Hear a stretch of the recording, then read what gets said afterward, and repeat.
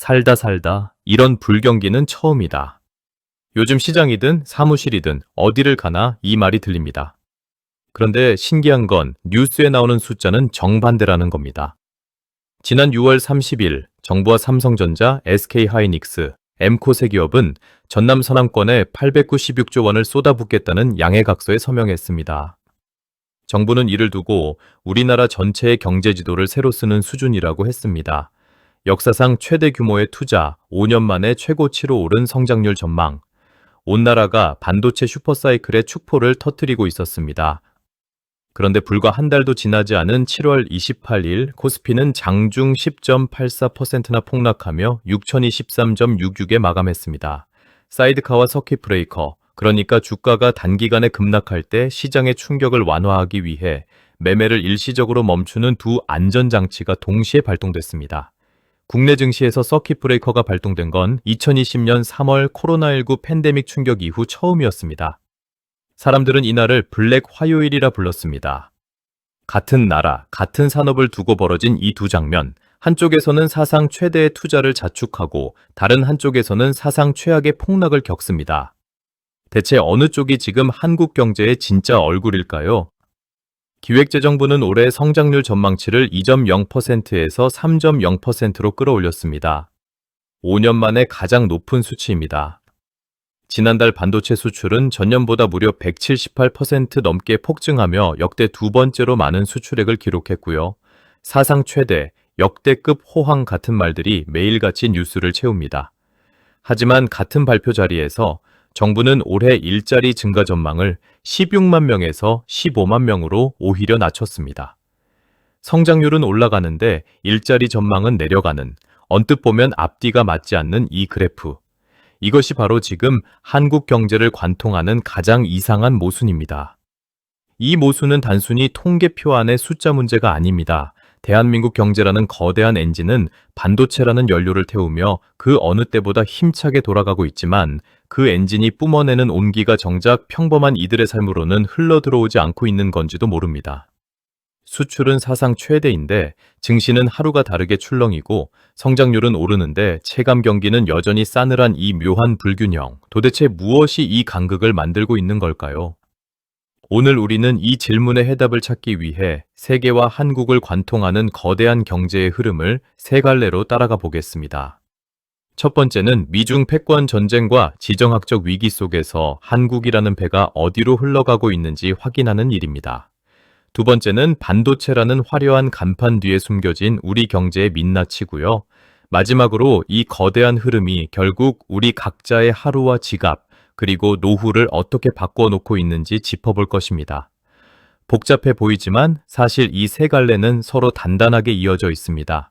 미중 갈등의 지형을 알아야 앞으로 한국 경제가 어디로 흘러갈지 가늠할 수 있고 반도체 산업의 명암을 알아야 지금 우리 지갑 사정이 왜 이런지 보이며 그 끝에서 우리 각자의 삶이 어떻게 흔들리고 있는지를 알아야 우리 아이들과 우리 자신의 노후를 어떻게 준비해야 할지 답이 보이기 시작합니다. 이 세 가지만 알면 막연한 불안함 대신 앞으로 다가올 흐름을 스스로 읽고 판단하실 수 있을 겁니다. 왜 지금 우리가 사상 최대의 호황 한복판에서 이런 불안을 느끼고 있는지 그 이유를 차분히 따라가 보겠습니다. 먼저 미중 패권 전쟁의 최전선인 반도체 공급망부터 들여다보겠습니다. 미국은 자국의 기술 패권을 지키기 위해 수출 통제와 투자 제재, 금융 제재를 동시에 동원하며 중국으로의 첨단 기술 유입을 원천 봉쇄하고 있습니다. 중국은 이에 맞서 자신들이 세계 생산의 80% 이상을 쥐고 있는 히토류 카드를 꺼내들었습니다. 실제로 올해 초 중국 상무부는 화학 제품과 첨단 소재, 반도체 장비까지 아우르는 이중용도 품목 목록을 대폭 확대하며 수출 통제를 강화했습니다. 이중용도 품목이란 겉으로는 평범한 산업 소재나 장비처럼 보이지만 군사적으로도 전용될 수 있어 수출에 특별한 통제가 붙는 품목을 말합니다. 반도체를 만드는 데 필요한 핵심 소재의 흐름 자체가 정치적 무기가 되어버린 것이죠. 어느 반도체 부품 공장의 엔지니어는 얼마 전 이런 이야기를 하더라고요. 과거에는 좋은 기술만 있으면 어디든 팔 수 있었는데 지금은 어느 나라에 팔지, 어떤 장비를 쓸지를 결정하는 것 자체가 정치적인 결단이 되어버렸다고요. 기업 입장에서는 물건을 만드는 비용보다 그 물건을 공급망 안에 안전하게 안착시키는 비용이 더 커져 버렸습니다. 이런 살얼음판 위에서도 한국은 오히려 이 흐름의 최전선에 베팅하는 쪽을 택했습니다. 앞서 말씀드린 서남권 896조 원 투자가 바로 그 승부수입니다. SK는 470조 원을 들여 메모리 팹 2곳과 1기가와트급 AI 데이터 센터를, 삼성전자는 425조 원을 들여 메모리 팹과 국가 AI 컴퓨팅 센터를 짓겠다고 밝혔습니다. 여기에 충청권 392조 원, 영남권 312조 원까지 더하면 이번 투자 지도는 서남권 한 곳에 그치지 않고 전국으로 뻗어 있습니다.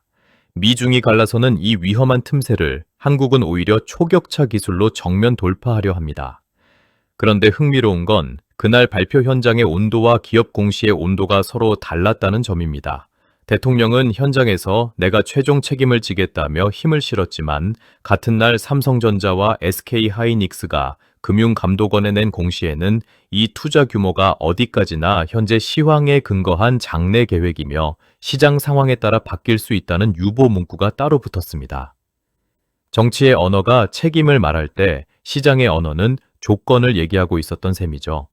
물론 상장사가 장래 계획을 공시할 때 이런 유예 문구를 다는 건 자본시장법상 흔한 관행이라 이것만으로 투자가 흔들린다고 단정할 일은 아닙니다. 다만 팹 하나를 가동하는 데만 200에서 400메가와트, 계획된 팹 4기와 AI 데이터 센터까지 합치면 서남권 한 곳에서만 10기가와트가 넘는 전력이 새로 필요하다는 사실은 이 거대한 청사진이 현실이 되기까지 얼마나 많은 변수를 통과해야 하는지를 보여줍니다. 유럽의 상황은 또 다릅니다. 경제의 허리 역할을 하던 독일은 2022년 말부터 사실상 침체 국면에서 벗어나지 못하고 있습니다. 독일 중앙은행은 올해 성장률 전망치를 기존 0.7%에서 0.6%로 다시 낮췄고 정부 전망 역시 1.3%에서 1.0%로 하향 조정됐습니다. 유로존 전체로 봐도 1% 안팎의 저성장이 이어질 것이라는 전망이 우세합니다. 에너지는 비싸졌고 생산 비용은 치솟았으며 소비 심리는 좀처럼 살아나지 않습니다. 우리가 유럽에 수출하는 자동차와 기계들이 유럽 소비자의 지갑을 열지 못한 채 쌓여가는 이유가 여기에 있습니다. 이런 흐름 속에서 반도체 장비와 소재를 다루는 국내 중견기업들의 셈법도 복잡해지고 있습니다. 어느 반도체 소재 기업 임원은 최근 이런 이야기를 전했습니다. 우리 회사 매출의 상당 부분이 특정 지역 고객사에서 나오는데 그 고객사가 앞으로도 우리 제품을 계속 쓸 수 있을지는 이제 기술력만으로 결정되지 않는다고요. 공급망 재편의 파도는 대기업뿐 아니라 그 밑단에 있는 협력업체들에게도 똑같이, 아니 어쩌면 더 크게 밀려오고 있습니다. 여기서 우리가 주목해야 할 지표가 하나 있습니다. 바로 교역 조건입니다. 쉽게 말해 우리가 물건을 팔아서 받는 돈으로 해외에서 얼마나 많은 물건을 사올 수 있는지를 보여주는 지표인데요. 흥미롭게도 올해 이 지표는 꽤 좋은 방향으로 움직이고 있습니다. 한국은행 자료에 따르면 올해 1분기 반도체 가격이 지난해 같은 기간보다 90% 넘게 뛰면서 순상품 교역 조건 지수도 20% 넘게 개선됐습니다. 열심히 만든 반도체가 예전보다 훨씬 비싸게 팔리고 있다는 뜻이죠. 문제는 이 이익이 반도체 대기업이라는 아주 좁은 통로로만 흘러 들어가고 있다는 점입니다. 한국은행 연구진조차 반도체 호황의 과실이 IT 제조업과 대기업, 고소득층에 집중되고 있다고 지적했을 정도입니다. 더 우려스러운 건 앞으로의 흐름입니다. AI 인프라 투자 붐이 계속되는 한 당분간 반도체 초과 수요는 이어지겠지만 만약 글로벌 빅테크의 설비 투자 속도가 예상보다 느려지거나 중동 지역의 긴장이 다시 고조된다면 어떨까요? 앞서 말씀드린 블랙 화요일의 폭락이 바로 이 구조의 취약성을 보여준 첫 신호였습니다. 반도체라는 외줄 하나에 국가 경제 전체가 매달려 있다는 사실이 그날 여실히 드러났습니다. 미국 내부의 셈법도 단순하지 않습니다. 자국 반도체 산업을 되살리겠다며 막대한 보조금을 쏟아붓고 있지만 정작 첨단 공정의 상당 부분은 여전히 한국과 대만 기업의 기술력에 의존하고 있는 실정입니다. 이 때문에 미국은 한국 기업들의 현지 투자를 반기면서도 동시에 핵심 기술이 자국 밖으로 새어나가는 것은 극도로 경계하는 이중적인 태도를 보이고 있습니다. 우방이면서도 언제든 견제의 대상이 될 수 있는 이 모호한 관계 속에서 한국 기업들은 매번 물건 하나를 어디로 보낼지조차 정교하게 따져야 하는 처지에 놓여 있습니다. 그나마 다행인 건 한국 수출이 미국과 중국 두 나라에만 매달려 있지는 않다는 점입니다. 최근 몇 년 사이 아세안 지역으로의 수출 비중이 꾸준히 늘면서 대미 대중 수출 비중은 예전보다 상대적으로 낮아지는 추세입니다. 반도체 강국 대만 역시 첨단 메모리 수요 덕분에 한국의 새로운 주요 수출 시장으로 떠올랐습니다. 다만 이런 시장 다변화가 미중 갈등이라는 구조적 리스크 자체를 없애주지는 못합니다. 판로를 넓히는 것과 그 판로 위에서 벌어지는 정치적 줄다리기에서 자유로워지는 것은 전혀 다른 문제이기 때문입니다. 한국은 지금 이 흐름 속에서 아주 좁은 길을 걷고 있습니다. 미국과 중국 중 어느 한쪽을 완전히 선택하기도 어렵고 그렇다고 양쪽을 모두 안고 가기에는 리스크가 너무 큽니다. 과거에는 기술의 한국이 세계의 흐름을 순풍처럼 탔다면 지금은 그 흐름 자체가 언제 방향을 바꿀지 모르는 살얼음판이 되어버린 겁니다. 그렇다면 이 거대한 지정학의 파도가 우리 삶의 현장에는 실제로 어떤 모습으로 들이닥치고 있을까요? 이제 두 번째 갈래, 반도체라는 화려한 간판 뒤에 숨겨진 우리 경제의 민낯을 국내 지표를 통해 들여다보겠습니다. 거시경제학자들이 말하는 경제 지표라는 것, 사실 따지고 보면 우리네 살림살이의 성적표와 다를 바가 없거든요. 그런데 요즘 이 성적표를 읽는 눈들이 너무나도 제각각이라 그게 더 우리를 혼란스럽게 만듭니다. 먼저 우리가 매일 마주하는 물가 이야기를 구체적으로 파고들어 보죠. 지난 7월 소비자 물가 상승률은 석 달 만에 2%대로 둔화됐습니다. 뉴스에서는 물가가 안정세에 접어들었다는 말이 반갑게 흘러나옵니다. 그런데 정작 흥미로운 건 그 다음 숫자입니다. 가격 변동이 심한 농산물과 석유류를 빼고 물가의 기초 체력을 보여주는 근원 물가는 오히려 2.6%로 전달보다 더 올랐거든요. 55세 이상 남성분들 그리고 우리네 가장들이 체감하는 마트 가격은 어떻습니까? 사과 한 팩, 채소 몇 가지 집어들면 순식간에 지갑이 얇아지고 외식 한번 하기가 무서운 시대가 되었습니다. 전체 지표가 말하는 물가와 우리 지갑이 느끼는 물가 사이에 왜 이렇게 거대한 괴리가 생기는 걸까요? 그 비밀은 바로 지표의 함정에 있습니다. 정부가 발표하는 물가지수에는 우리가 평소 잘 사지 않는 품목들까지 수백 가지가 평균으로 묶여 들어갑니다. 하지만 서민들의 삶에서 가장 큰 비중을 차지하는 것은 매일 먹어야 하는 식료품비, 전기요금과 난방비, 그리고 대중교통 요금과 의료비 같은 필수 생계비죠. 이 필수 생계비는 전체 평균 물가보다 훨씬 가파르게 뛰었거든요. 주머니 사정이 뻔한 우리에게는 생존과 직결된 비용들이 폭등했으니 지표상의 이 퍼센트대 상승이라는 숫자는 현장의 고통과는 완전히 딴 세상 이야기처럼 느껴지는 것입니다. 쉽게 말해 반평균 키가 정상이어도 유독 작은 아이 몇몇의 사정은 그 평균에 가려 보이지 않는 것과 같은 이치입니다. 식료품과 공공요금이라는 작은 아이들은 이미 훌쩍 자랐는데 평균이라는 숫자 하나가 그걸 감춰버리는 셈입니다. 여기서 잠깐 짚고 넘어가겠습니다. 지금 이 글을 보시면서 고개를 끄덕이셨다면 그건 여러분의 체감이 틀린 게 아니라는 뜻입니다. 그런데 정작 이 숫자를 두고 전문가들조차 서로 다른 이야기를 합니다. 왜 그런지 지금부터 살펴보겠습니다. 이 상황을 두고 전문가들의 시선도 완전히 두 갈래로 갈려 있습니다. 한쪽에서는 우리 경제의 기초 체력은 결코 무너지지 않았다고 말합니다. 실제로 올해 1분기 GDP는 전기 대비 1.7%, 이 분기에도 예상을 웃도는 성장세를 보였고 한국개발연구원 역시 반도체 호황과 내수 확대가 맞물리며 경기 개선 흐름이 이어지고 있다고 평가했습니다. 하지만 현장의 다른 목소리는 정반대입니다. 수출 데이터의 착시를 걷어내야 한다는 겁니다. 앞서 말씀드린 성장률과 일자리 전망의 엇갈림이 바로 이 지점에서 실제 숫자로 확인됩니다.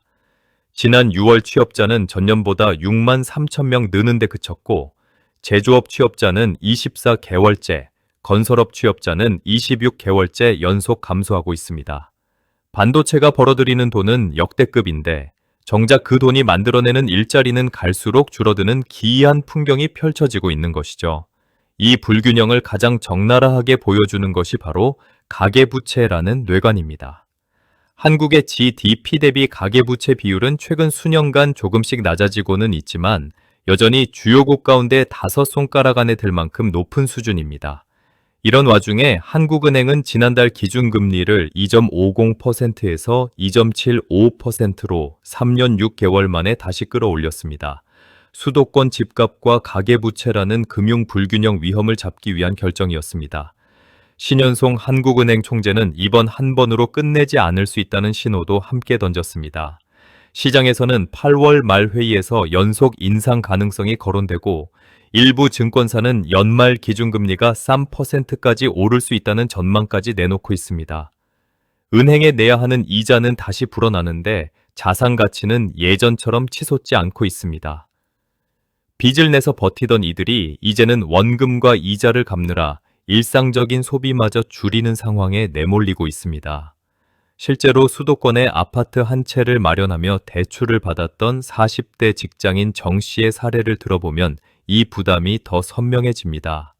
몇 년 전만 해도 이자만 감당하면 원금은 자산 가치 상승으로 자연스럽게 메워질 것이라 믿었지만 최근 두 차례 금리가 오르면서 매달 나가는 이자가 눈에 띄게 불어났습니다.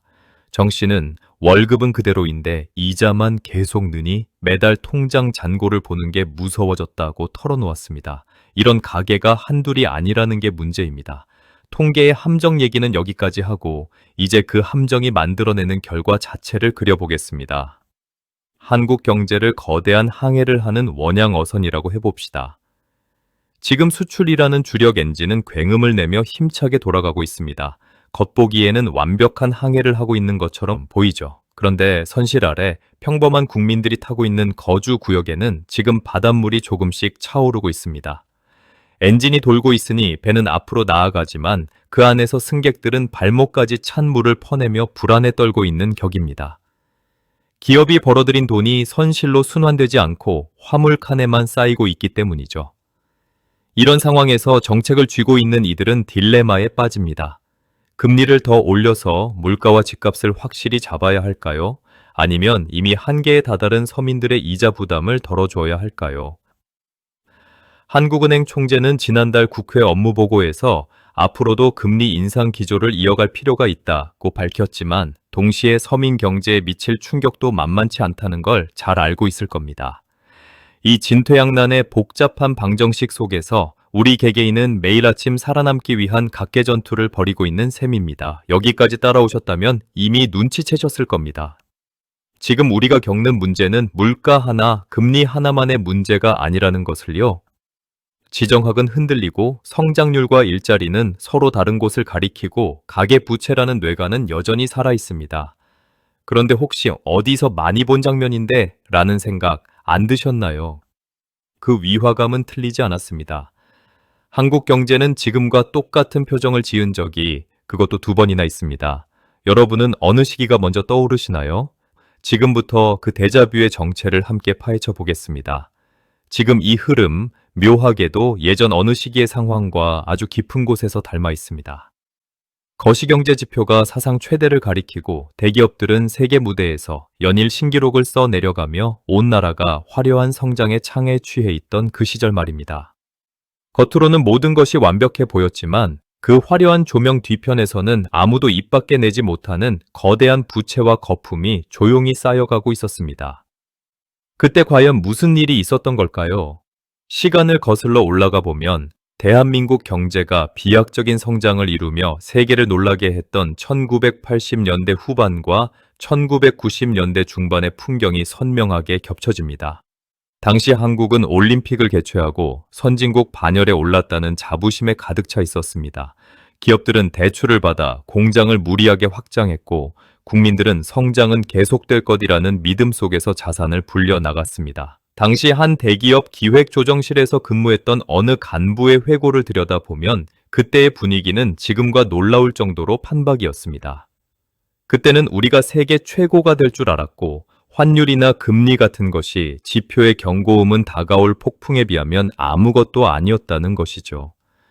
호황의 절정에서 사람들은 다가오는 위기의 전조를 일시적인 소음으로 치웠고 그 대가는 결국 뼈아픈 위기로 돌아왔습니다. 1997년 11월 21일 정부가 국제통화기금에 공식적으로 구제금융을 요청했던 그날이 바로 그 대가의 정점이었습니다. 그해 가을까지만 해도 정부와 언론은 우리 경제의 펀더멘털은 튼튼하다는 말을 반복했습니다. 하지만 불과 몇 주 사이 외환 보유고가 바닥을 드러냈고 환율은 걷잡을 수 없이 치솟았습니다. 당시 대기업에 다니던 이들은 하루아침에 회사가 부도나는 모습을 은행 창구에 길게 늘어선 사람들의 줄을 두 눈으로 지켜봐야 했습니다. 화려함과 그 이면을 대비시켜 보면 구조적 모순은 언제나 똑같은 공식을 따릅니다. 경기가 좋을 때는 모든 문제가 돈으로 봉합됩니다. 부실한 기업도 대출을 연장하며 버틸 수 있고, 가게도 불어나는 빚을 미래의 소득으로 감당할 수 있다고 믿습니다. 하지만 그 이면에서는 자원과 자금이 생산적인 곳으로 흘러가지 못하고 거품을 키우는 데 쓰이고 있었습니다. 1997년 초 재계 순위 상위권에 있던 대형 철강 회사가 무너지면서 균열은 이미 시작되고 있었습니다. 뒤이어 자동차 회사를 비롯한 대기업들이 줄줄이 부도 위기에 몰렸고, 시중에는 다음은 어디냐는 불안한 소문이 돌기 시작했습니다. 정부는 그때마다 구조적 위기는 아니다 라는 말을 반복했지만, 시장은 이미 정부의 설명보다 훨씬 앞서 무너지고 있었습니다. 그해 말 아무도 예상하지 못했다고들 말하지만, 사실은 모두가 눈 감고 있었던 그 한계선이 기어코 무너져 내렸습니다. 여기까지가 첫 번째 데자뷰, 우리 안의 1997년이었습니다. 이제 두 번째 데자뷰를 보러 잠깐 국경을 넘어가 보겠습니다. 이 현상은 비단 한국만의 역사적 유물이 아니었습니다. 1980년대 후반 일본의 풍경을 떠올려 보십시오. 1989년 12월 일본 증시를 대표하는 니케이 지수는 38,915엔이라는 역대 최고점을 찍었습니다. 당시 일본 기업들은 전 세계 부동산과 기업을 사들이며 자만했고, 부동산 가격은 영원히 오를 것처럼 폭등했습니다. 하지만 실물 경제의 체질이 골마 있다는 사실을 외면한 채 숫자상의 호황에만 도취되어 있던 그들은 결국 이듬해부터 시작된 잃어버린 수십 년이라는 기나긴 침체의 터널로 들어서야 했습니다. 은행들은 부실 채권을 떠안았고, 한때 세계를 호령하던 일본 기업들은 구조조정의 칼바람 속에 몸집을 줄여야 했습니다. 평생 직장을 믿었던 일본의 중년 세대가 하루아침에 조기 퇴직을 권고받는 풍경은 그로부터 한 세대 뒤 우리가 마주하게 될 장면과 묘하게 겹쳐집니다. 앞서 다룬 지금의 지정학적 현재가 시시각각 변하고 있다면, 이 과거의 사례들은 인류가 똑같은 탐욕과 방심의 패턴을 얼마나 충실하게 반복하는지 보여주는 거울인 셈입니다. 특히 55세 이상 우리 산업화 세대에게 이 시기는 단순한 교과서 속의 지식이 아닙니다. 1980년대부터 90년대의 눈부신 고성장을 직접 두 손으로 일궈냈고, 그 영광의 과실과 함께 1990년대 말 찾아온 거대한 환율 외환의 파고 속에서 삶의 터전이 흔들리는 경험을 정면으로 목격하고 버텨낸 세대이기 때문입니다. 당시 은행에서 근무했던 한 퇴직자는 이렇게 회고합니다. 그때는 멀쩡하던 회사들이 하루아침에 부도가 나고 동료들이 하나둘 자리를 비웠다. 그 시절을 겪은 사람들은 지금도 경기가 좋다는 말을 곧이곧대로 믿지 않는 버릇이 생겼다고요. 과거의 호황이 남긴 부채의 영수증을 아직 다 갚기도 전에 우리는 왜 또다시 거대한 전환점의 문 앞에 서게 된 것일까요? 그렇다면 지금 이 순간 화려한 공식 발표와 그 밑바닥의 실제 통계 사이에는 어떤 괴리가 숨어 있는지 좀 더 냉정한 시선으로 들여다보겠습니다. 화려한 공식 발표와 냉정한 현실 사이의 괴리는 해외의 시선에서 더 뚜렷하게 드러납니다. 로이터는 지난 7월 한국 정부의 성장률 상향 소식을 전하며 한국을 글로벌 반도체 붐의 최전선에 있는 나라라고 묘사했습니다. 신화통신 역시 같은 날 전례 없는 반도체 수출 호황이라고 전했습니다. 하지만 미국과 유럽의 경제지들은 여기서 한 걸음 더 들어갑니다. 이들은 한국이 세계 최고 수준의 제조업 기술력을 갖췄다는 점은 인정하면서도 지나치게 높은 가계부채와 경직된 노동시장, 그리고 내수와 수출의 극단적인 단절을 고질적인 구조적 위험으로 함께 지적합니다. 밖에서 바라보는 한국 경제는 화려한 불빛 아래 위태롭게 서 있는 고개사와 다를 바가 없다는 것이죠. 흥미로운 건 중국 언론의 시선입니다. 중국 매체들은 한국의 반도체 호황을 자국 산업의 경쟁 상대로 예민하게 주시하면서도 동시에 한국이 미국의 수출 통제 전선에 발이 묶여 중국 시장 접근성을 스스로 좁히고 있다는 점을 은근히 지적합니다. 한국이 미중 사이에서 얻는 반도체 특수가 언제까지고 안정적일 수는 없다는 뉘앙스가 깔려 있는 셈이죠. 미국, 중국, 일본, 유럽 모두 한국을 바라보는 온도는 다르지만 반도체 의존도가 지나치게 높다는 지적만큼은 신기하게도 공통적으로 등장합니다. 그렇다면 정부의 공식 발표와 실제 산업 통계 사이에는 구체적으로 어떤 괴리가 숨어 있는지 들여다볼까요? 정부와 대기업이 내놓는 것이 지표에는 언제나 평균이라는 마법의 단어가 숨어 있습니다. 예를 들어 제조업 전체 수출액이 전년 대비 60% 넘게 늘었다고 발표될 때 그 숫자의 대부분은 삼성전자와 SK하이닉스 같은 극소수의 초대형 기업과 첨단 메모리 라인의 실적에서 나옵니다. 실제로 지난해 한국 전체 수출의 4분의 1 가까이가 반도체 한 품목에 쏠려 있었을 정도입니다. 그런데 이 쏠림은 완화되기는커녕 더 심해지고 있습니다. 지난 7월 전체 수출액에서 반도체가 차지하는 비중은 40.3%까지 올라섰습니다. 수출 5개 중 2개가 반도체 하나로 채워지는 셈이니 반도체 한 품목의 흥망이 곧 국가 경제 전체의 흥망과 거의 동의어가 되어버린 겁니다. 그 거대한 통계의 그늘 아래서 국세청 통계에 따르면 지난해 자영업 폐업 사업자는 100만 명에 육박하며 역대 최대치를 기록했습니다. 거시지표와 미시현실의 간극은 산업 통계에서도 똑같이 나타납니다. 정부가 발표하는 제조업 생산 증가율은 반도체를 포함하면 2자릿수를 훌쩍 넘기지만 반도체를 제외한 나머지 제조업만 떼어서 보면 증가율은 한 자릿수 초반으로 뚝 떨어집니다. 언론 보도 제목에는 대개 전자의 숫자만 실리고 후자의 숫자는 본문 하단 각주로 조용히 밀려나는 경우가 많습니다. 어느 숫자를 먼저 보여주느냐에 따라 같은 경제를 완전히 다른 얼굴로 그릴 수 있다는 것이죠. 관련 인물들의 공식 발언을 들여다보면 이러한 모순은 더욱 선명해집니다. 지난달 29일 국회 재정경제기획위원회 업무보고에서 한국은행 총재는 이 분기 GDP와 국민 총소득이 깜짝 성장을 기록했다며 낙관적인 평가를 내놓았습니다. 하지만 같은 날 국가데이터처가 내놓은 6월 고용통계는 전혀 다른 이야기를 전합니다. 특히 청년층 고용지표는 2년 넘게 하락세를 벗어나지 못하고 있다는 냉혹한 수치가 그것입니다. 같은 나라, 같은 시기의 이야기라고는 믿기지 않을 만큼 온도차가 큽니다. 통계를 가공하는 관행 자체도 곱씹어볼 지점입니다. 발표 자료의 맨 앞장에는 항상 가장 좋아 보이는 숫자가 먼저 놓입니다. 성장률, 수출액, 무역수지 흑자 같은 지표들이 그 자리를 차지하고 청년 고용률이나 소상공인 폐업률처럼 불편한 숫자는 뒤쪽 참고 자료로 밀려나는 경우가 많습니다. 어느 것 하나 거짓은 아니지만 무엇을 먼저 보여주고 무엇을 뒤에 감추느냐에 따라 같은 사실이 전혀 다른 인상을 남긴다는 것, 이것이 바로 우리가 지표의 함정이라 부르는 것의 실체입니다. 그렇다면 이런 논리 싸움의 판 밖에서 아무런 힘도 없이 그 여파를 고스란히 뒤집어 쓰고 있는 사람들은 누구입니까? 바로 평범한 직장인들이고 동네 골목에서 빚을 내어 가게를 꾸려가는 자영업자들이며 은퇴를 코앞에 두고 자산 가치 하락에 밤잠을 설치는 50대 가장들입니다. 이들은 대기업이 사상 최대 실적을 냈다는 뉴스를 들어도 보너스를 받기는커녕 물가 부담에 한숨을 쉬고 정치권에서 경제가 회복되고 있다는 청문회를 지켜보면서도 당장 내일의 가게 월세를 걱정해야 하는 처지입니다. 소상공인 단체들의 목소리도 점점 커지고 있습니다. 이들은 최저임금 인상이나 상가 임대료 규제 같은 정책 하나하나가 대기업과 노동계의 큰 싸움 사이에 낀 채 뒷전으로 밀려난다고 토로합니다. 우리는 두 진영 어느 쪽에도 속하지 않는데 정작 그 싸움의 여파는 가장 먼저, 가장 세게 우리한테 온다더는 한 소상공인 단체 관계자의 말은 이 사각지대를 정확히 짚어냅니다.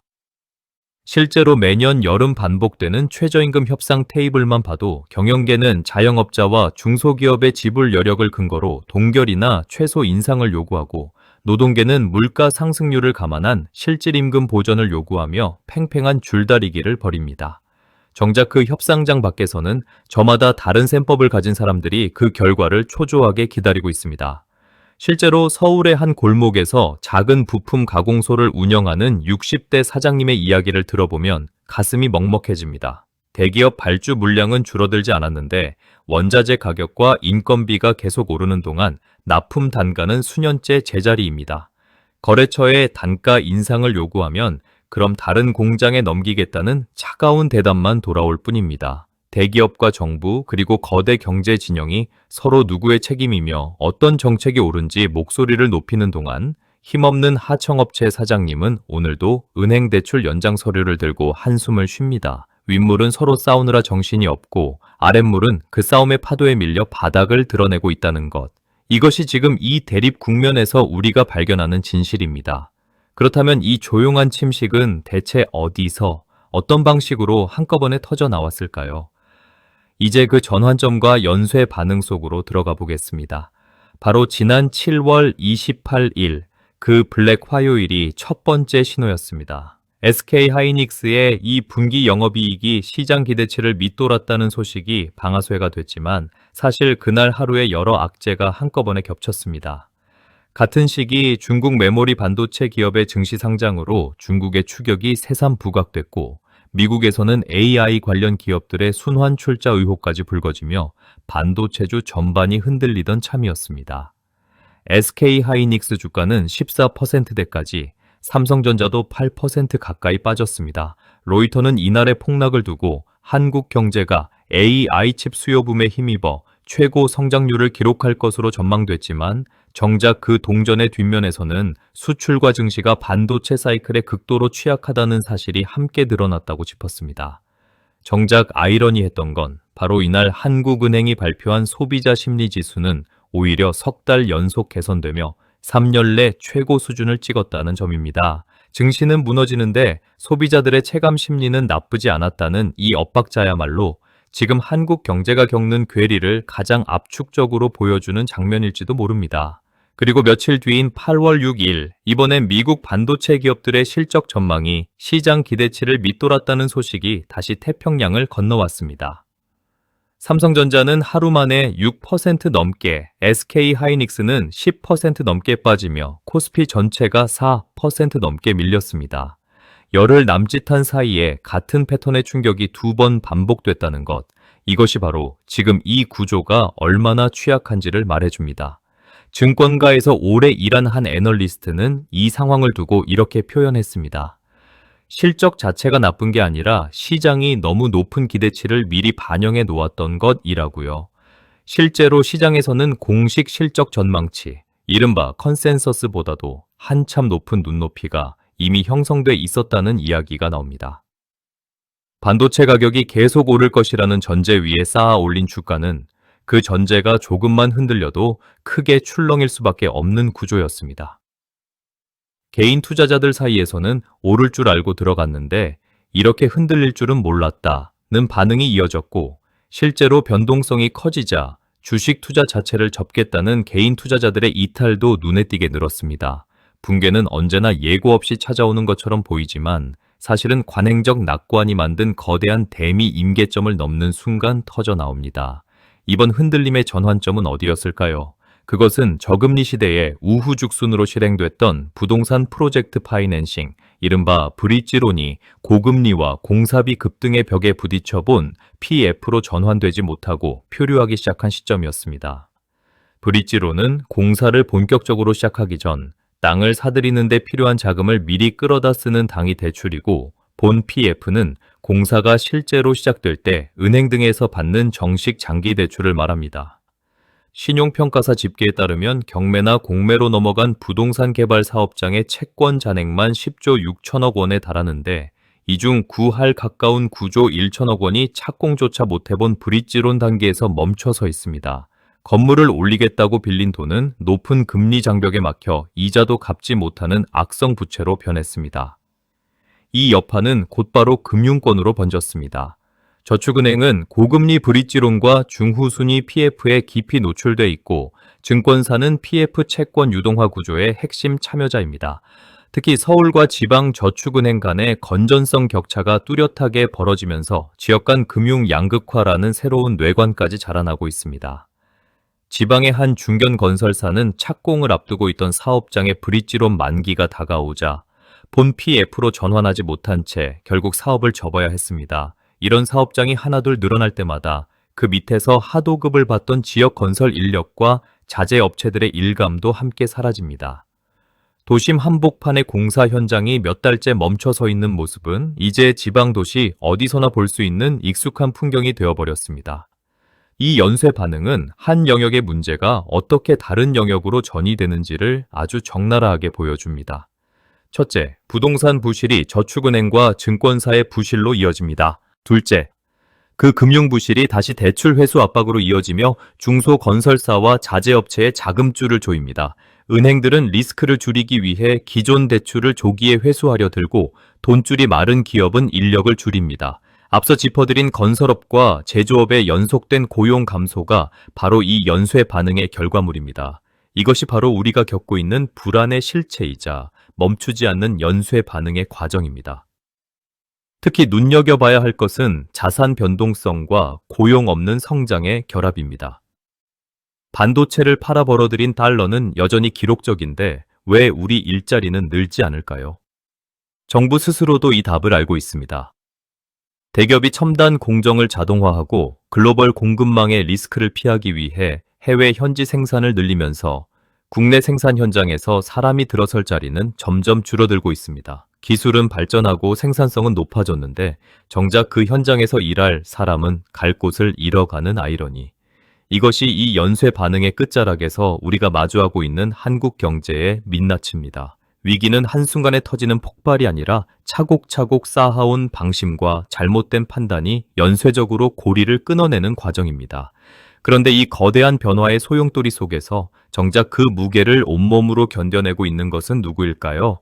숫자와 통계가 가리키는 방향 너머 지금 이 순간에도 출근길 지하철에서 식탁 위에서 폐업을 앞둔 가게 안에서 밤을 지새우는 사람들의 이야기는 어떤 모습일까요?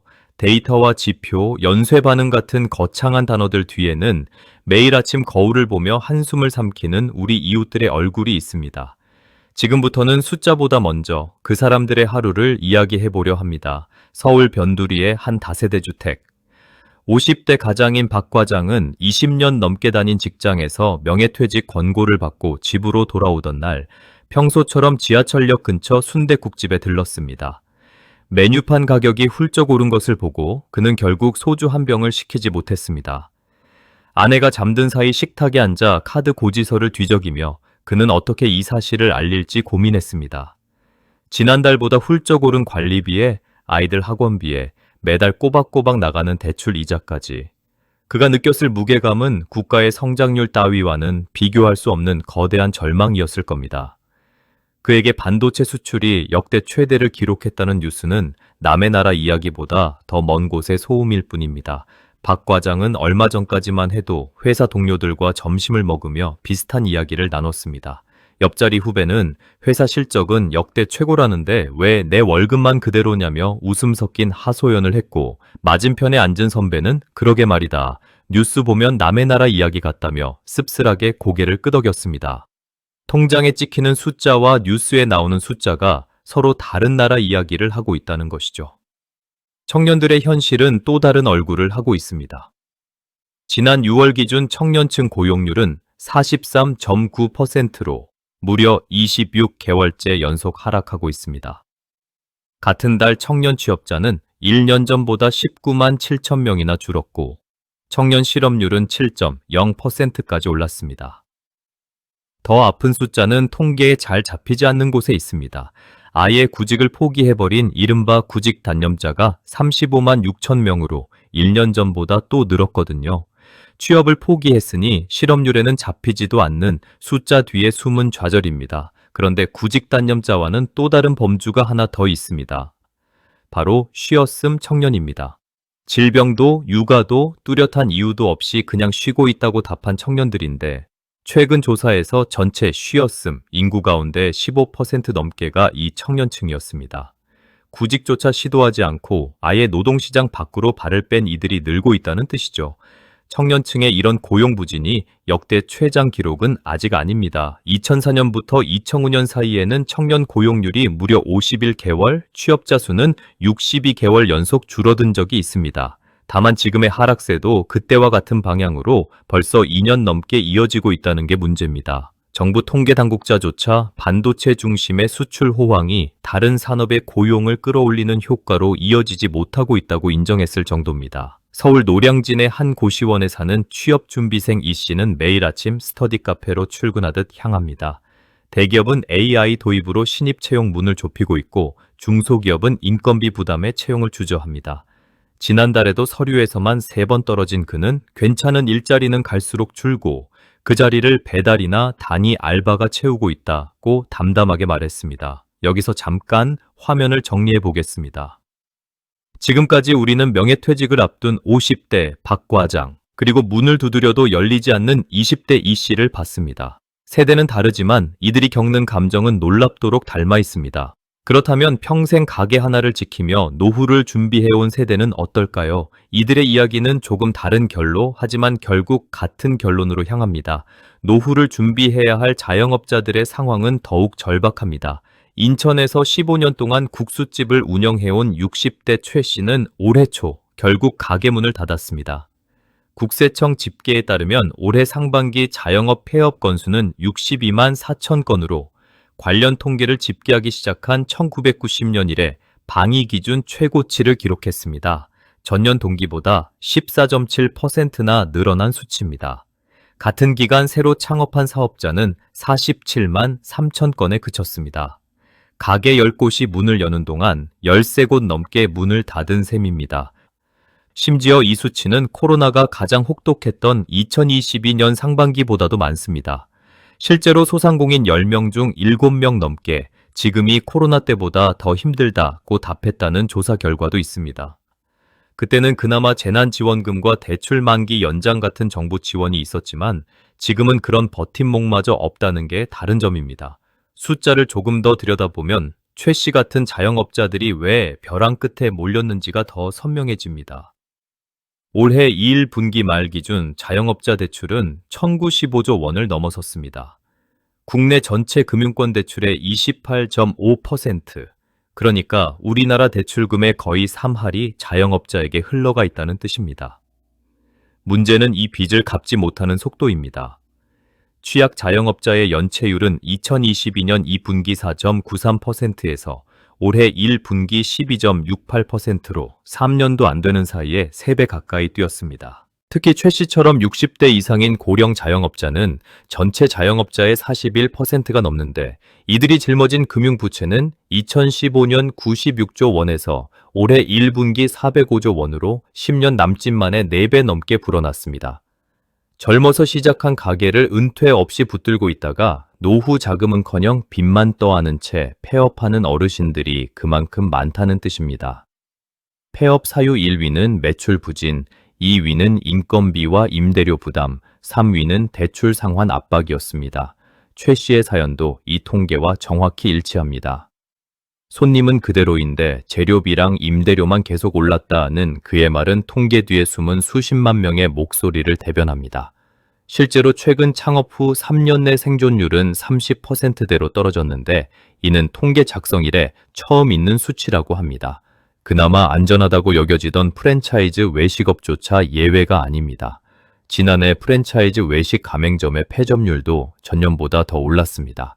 개인이 혼자 버티는 구멍가게든 본사의 노하우를 등에 업은 프랜차이즈든 지금의 파도 앞에서는 크게 다르지 않다는 뜻입니다.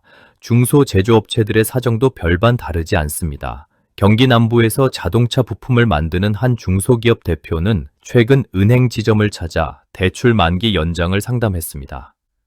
원자재 가격은 계속 오르는데 대기업 납품 단가는 몇 년째 그대로이니 매달 자금 흐름을 맞추기가 점점 빠듯해진다는 하소연이었습니다. 반도체 대기업이야 잘 나가겠지만 우리처럼 자동차나 일반 기계 부품을 만드는 곳은 딴 세상 이야기라는 그의 말은 같은 제조업이라도 어떤 품목을 다루느냐에 따라 처지가 완전히 갈린다는 사실을 여실히 보여줍니다. 계층별로 겪는 고통의 양상은 제각각이지만 그들이 공통으로 느끼는 감정은 하나입니다. 바로 내일이 오늘보다 더 나아질 것이라는 믿음의 상실입니다. 과거 우리 산업화 세대는 열심히 일하면 내 집을 마련하고 내 자식은 나보다 더 잘 살게 될 것이라는 확고한 믿음이 있었습니다. 하지만 지금은 어떻습니까? 물가 상승률을 따라가지 못하는 월급, 갚아도 좀처럼 줄지 않는 대출 이자, 그리고 언제 잘릴지 모른다는 고용 불안까지.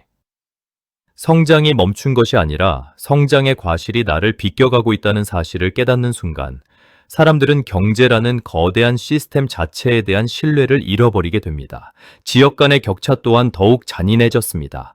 반도체 클러스터 투자는 서남권과 수도권에 집중되는 반면 저축은행 업권만 봐도 서울과 그 외 지역의 건전성 격차가 갈수록 뚜렷해지고 있습니다. 고용노동부 통계에서도 대기업과 중소기업 간 평균 임금 격차는 여전히 크게 벌어져 있는 것으로 알려져 있습니다. 지방에서 나고 자라 서울로 올라와 취업한 20대 후반의 한 직장인은 고향 친구들 중 절반은 아직도 마땅한 일자리를 못 찾아 다시 부모님 집으로 돌아갔다고 전했습니다. 그의 고향에서는 몇 안 되는 중견기업 하나가 지역 경제를 사실상 떠받치고 있는데 그 기업조차 최근 인력을 줄이면서 지역 전체의 활기가 눈에 띄게 가라앉았다고 합니다. 수도권의 화려한 반도체 클러스터 소식과 지방 소도시에 조용히 문 닫는 상점가 소식이 같은 날 같은 신문에 나란히 실리는 풍경이 이제는 낯설지 않습니다. 이는 단순한 경제적 불평등을 넘어 우리 사회의 통합 자체를 위협하는 지뢰가 되고 있습니다. 우리는 이 사람들의 현실을 보며 판단이나 동정을 강요받아서는 안 됩니다. 그저 그들의 삶이 겪고 있는 이 고단한 기록을 있는 그대로 직시해야 합니다. 단순히 돈이 부족해서가 아니라 우리가 믿어왔던 삶의 방식이 근본적으로 흔들리고 있기 때문입니다. 그렇다면 이처럼 고통스러운 흐름 속에서도 누군가는 살아남고 누군가는 성장의 기회를 잡았습니다. 모두가 무너지는 것은 아닙니다. 대체 무엇이 그들을 다르게 만들었을까요? 위기 속에서 살아남거나 오히려 성장의 발판을 마련한 기업들에게는 몇 가지 명확한 공통된 전략적 요소가 발견됩니다. 첫째는 방만함의 과감한 도려내기였습니다. 호황기에 벌어들인 돈으로 무분별하게 사세를 확장하거나 불필요한 부채를 늘렸던 기업들은 이자 부담을 맞고 흔들렸지만 살아남은 기업들은 경기가 꺾이기 전부터 부채를 줄이고 현금성 자산을 두둑하게 쌓아두는 내실 경영을 선택했습니다. 둘째는 기술의 본질에 대한 집요한 투자입니다. 남들이 비용을 줄인다고 연구개발 예산을 깎을 때 이들은 오히려 인공지능과 자동화 공정에 과감하게 투자해 생산성의 단계를 끌어올렸습니다. 셋째는 공급망의 다변화입니다. 한 나라, 한 지역에 생산을 몰아넣지 않고 여러 거점으로 리스크를 분산시킨 기업들이 지정학적 충격에도 상대적으로 흔들리지 않았습니다. 넷째는 재무 건전성에 대한 선제적 관리입니다. 국가 신용등급 평가기관들이 매년 재정 건전성을 점검하는 것처럼 기업 역시 위기가 오기 전에 스스로의 부채 구조를 점검하고 조정한 곳들이 더 오래 버텼습니다. 결정적 차이는 바로 여기서 갈립니다. 같은 환경에서 어려움을 겪은 기업들이 경기가 다시 좋아지겠지라며 과거의 관행에 기대어 버티기를 시도할 때 생존한 조직들은 이 판은 다시 돌아오지 않는다는 전제 아래 사업 구조를 뿌리부터 재편했습니다. 앞서 살펴본 서남권 투자 계획을 다시 들여다보면 이 차이가 선명하게 드러납니다. 단순히 공장 하나를 늘리는 것이 아니라 반도체 생산과 AI 컴퓨팅이 서로 시너지를 내는 산업 생태계 자체를 새로 설계한 겁니다. 글로벌 시장에서 통할 수 있는 대체 불가능한 기술력을 확보한 곳들만이 가격 경쟁력의 지옥을 빠져나와 오히려 점유율을 넓혀갈 수 있었습니다. 이런 흐름은 중견 중소기업에서도 비슷하게 나타납니다. 반도체 대기업에만 납품을 의존하던 한 협력업체는 몇 해 전부터 거래처를 다변화하기 시작했습니다.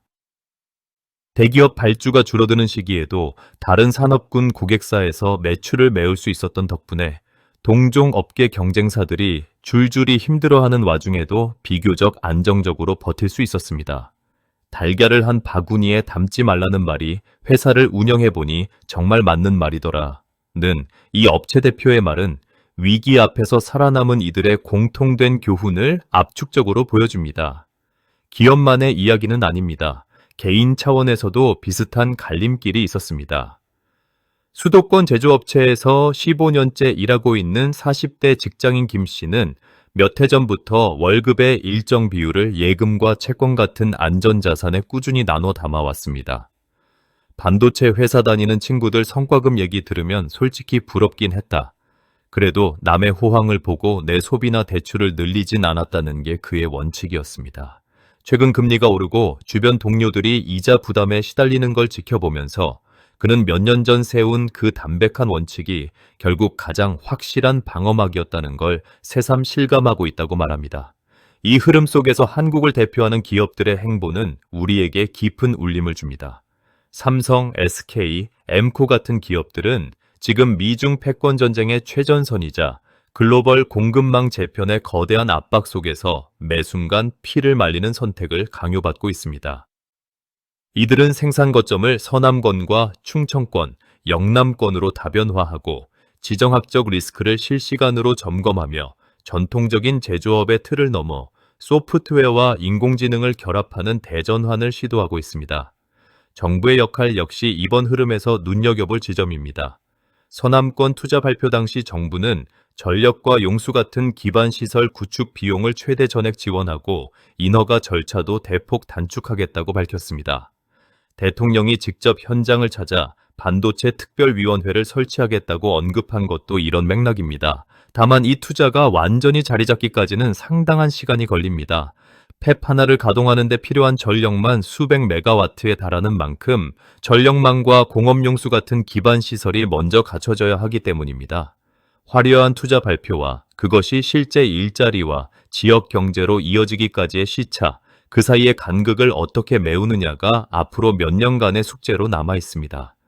특히 55세 이상 우리 산업화 세대에게 이 장면은 남다른 감회로 다가올 겁니다. 1970년대부터 80년대까지 맨손으로 모래바람을 뚫고 공장을 세우며 대한민국이라는 거대한 경제 엔진을 직접 목격하고 일궈냈던 이들이 바로 지금의 중장년층이기 때문입니다. 오일 쇼크의 충격도 앞서 살펴본 그 참담했던 외환 위기의 시절도 결국은 지나갔습니다. 그때마다 한국의 기업과 사람들은 꺾이지 않고 새로운 길을 찾아냈습니다. 과장 없는 담백한 자부심이지만 우리가 이룬 산업화의 역사 속에는 언제나 어려움을 딛고 일어선 저력이 살아 숨쉬고 있습니다. 물론 지금의 상황은 과거와 다릅니다. 예전에는 열심히 일하면 답이 나왔지만 지금은 열심히 일하는 것만으로는 구조적인 변화를 비켜갈 수 없는 시대가 되었습니다. 그렇기에 생존의 전략도 달라져야 합니다. 낡은 방식을 고집하는 대신 변화의 흐름을 냉정하게 읽고 나의 자산과 일터를 지켜낼 새로운 지혜를 찾아야 할 때입니다. 그렇다면 이 모든 거대한 흐름과 생존의 기록들을 지나 우리는 과연 최종적으로 어떤 통찰을 얻어야 할까요? 지금 우리가 겪고 있는 이 불안은 단순히 경기가 좋았다가 나빠지는 일시적인 주기의 문제가 아닙니다. 반도체라는 단일 산업에 국가 경제 전체가 기대어 있는 구조, 그리고 성장률은 오르는데 일자리 전망은 오히려 낮아지는 이 기이한 불균형은 무역으로 먹고 사는 대한민국이 과거의 성장 공식만으로는 더 이상 버틸 수 없다는 것을 알리는 구조적 신호입니다. 대기업의 수출 실적이 곧 개인의 풍요로움으로 이어지던 낙수 효과, 즉 대기업이 성장하면 그 온기가 자연스럽게 아래로 흘러 서민 경제까지 든다는 논리의 통로는 이미 예전만큼 넓지 않고 이제 우리는 스스로의 생존 방식을 새롭게 설계해야 하는 기점에 서 있습니다. 살다 이런 불경기는 처음이라는 말이 나오는 이유도 바로 여기에 있습니다. 지표는 역대급인데 삶은 역대급으로 팍팍한 이 기묘한 엇박자 자체가 지금 우리가 마주한 불경기의 진짜 얼굴인 셈입니다. 그렇다면 이 흐름 속에서 우리 개개인은 무엇을 준비해야 할까요? 특정 산업이나 특정 자산에 모든 것을 걸기보다 소득과 지출의 구조를 스스로 점검하고 감당할 수 있는 부채의 수준을 냉정하게 다시 가늠해보는 일이 먼저입니다. 반도체가 만드는 화려한 성장률 뒤에서 실제 내 삶에 영향을 미치는 것은 결국 내가 다니는 직장의 안정성, 내가 감당하고 있는 대출 이자, 그리고 은퇴 이후를 대비한 현금 흐름입니다. 거대한 경제 흐름을 읽는 안목과 더불어 그 흐름 속에서 나만의 항로를 지키는 침착함이 함께 필요한 시점입니다. 이 흐름 속에서 우리가 기억해야 할 것은 위기 속에서도 철저한 내실과 본질에 대한 투자로 살아남은 이들이 존재한다는 사실입니다. 앞서 말씀드린 산업화 세대가 몇 번의 고비를 넘기며 증명해온 그 저력은 오늘날 우리가 마주한 이 변동성 속에서도 가장 단단한 뿌리가 되어줄 것입니다. 거창한 요령이나 근거 없는 낙관 대신 냉정한 팩트를 바탕으로 나의 삶과 자산을 지켜내는 지혜가 그 어느 때보다 절실한 시점입니다. 오늘의 이야기는 여기까지입니다. 영상이 도움되셨다면 구독과 좋아요, 알림 설정까지 눌러주시는 거 아시죠? 시청해주셔서 감사합니다.